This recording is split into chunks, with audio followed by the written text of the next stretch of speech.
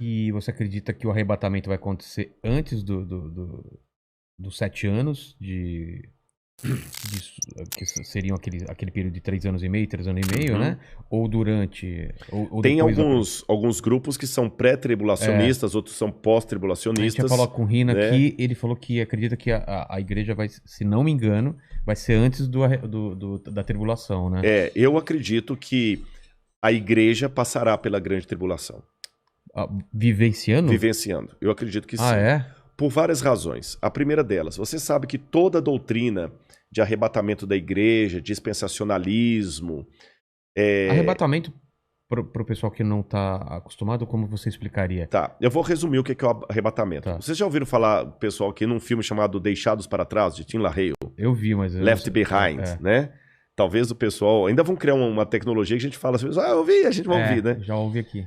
O pessoal. Esse filme mostra mais ou menos essa ideia. A ideia do arrebatamento é que o anticristo será um líder mundial, Carismático. carismático, e quando ele começar a dominar a Terra, um pouco antes dele exercer sua hegemonia, a igreja vai começar a desaparecer.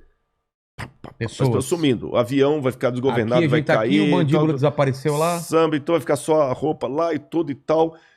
Aqueles que estudam a profecia vão entender que ali foi a igreja que foi arrebatada. E quem ficar para trás é que não estava suficientemente espiritual para ser Levantado. levantado. Aí vão começar 7 anos de sofrimento na terra em que o anticristo vai dominar. E ele vai perseguir aqueles que não estavam tão bem preparados. Muitos judeus nessa época vão se converter.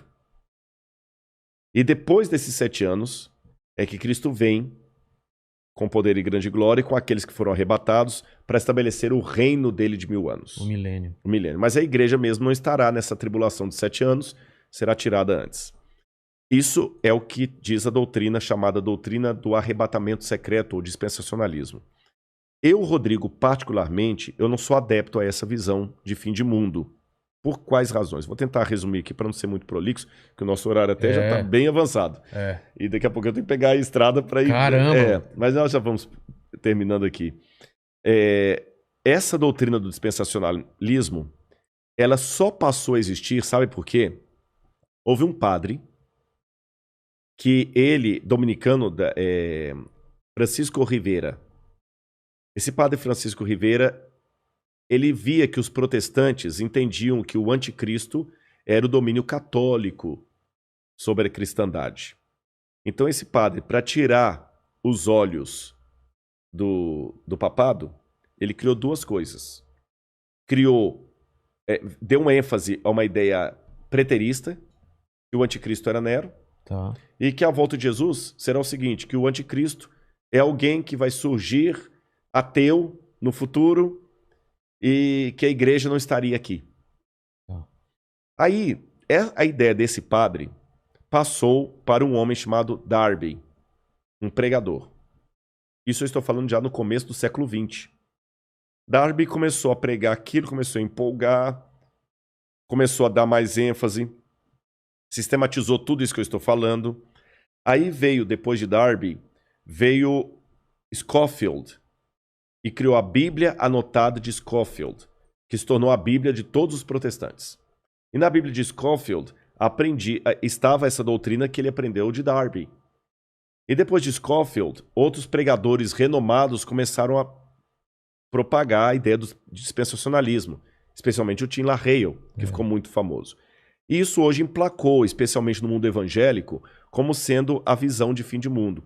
Só que se você olhar atrás da história do cristianismo, o dispensacionalismo, com o arrebatamento da igreja, 7 anos de tribulação, tudo mais, não fazia parte nem dos ensinos de Lutero, nem de Calvino, nem de Zwinglio, nem de John Wesley, dos metodistas, nem dos cátaros, nem dos albingenses, nem nenhum dos que viveram a história do cristianismo.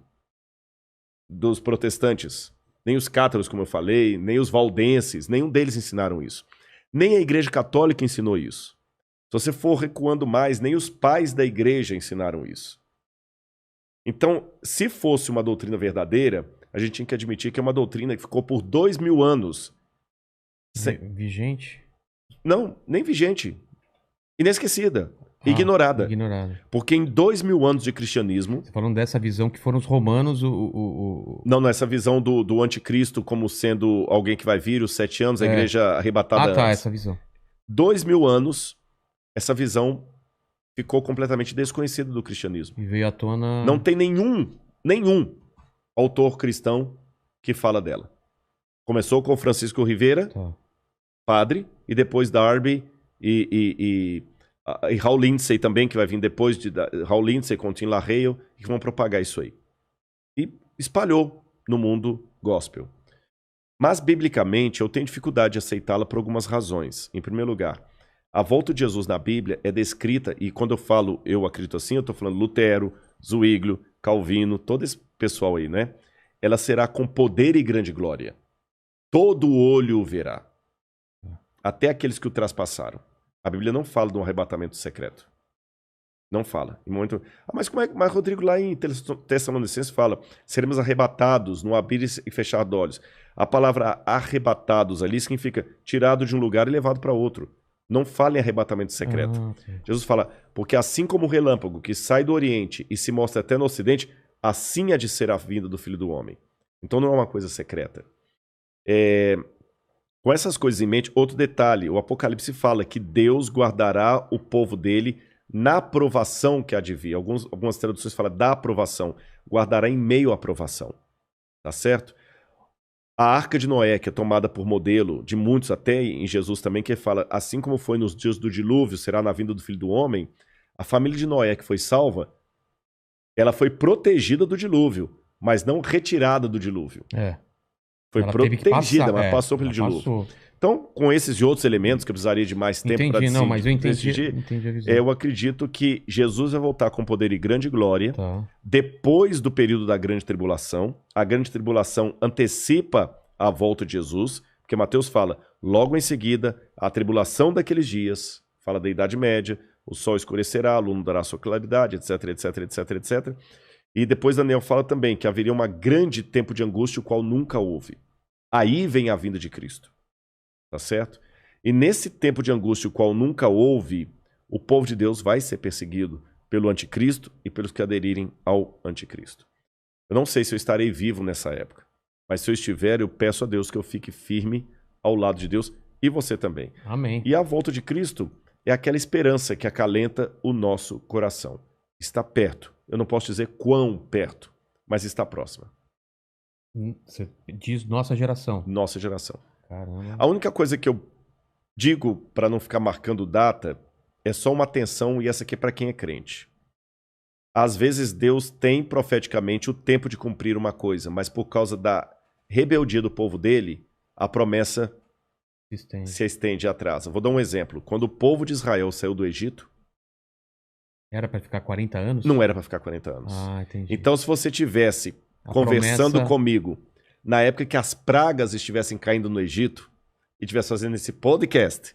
E aí? Lá em Mênfis, e me perguntaram assim, Rodrigo, na sua opinião, a libertação do povo hebreu está próxima? Eu falo assim, olha, pelo que eu estou vendo dos indícios, o rio Nilo se tornando em sangue, os animais morrendo, está muito próxima a libertação do povo de Deus. E de fato estava, tanto é que na Páscoa eles saíram. Só que eles saíram do Egito, mas o Egito não saiu deles. Resultado, ficaram 40 anos morgando no deserto. Então eu te dou a mesma resposta. Olhando o cenário mundial hoje, a nossa libertação está muito perto. Eu espero que nós não precisemos ficar 40 anos vagueando no deserto por causa da nossa falta de fé, da nossa falta de compromisso com as coisas de Deus.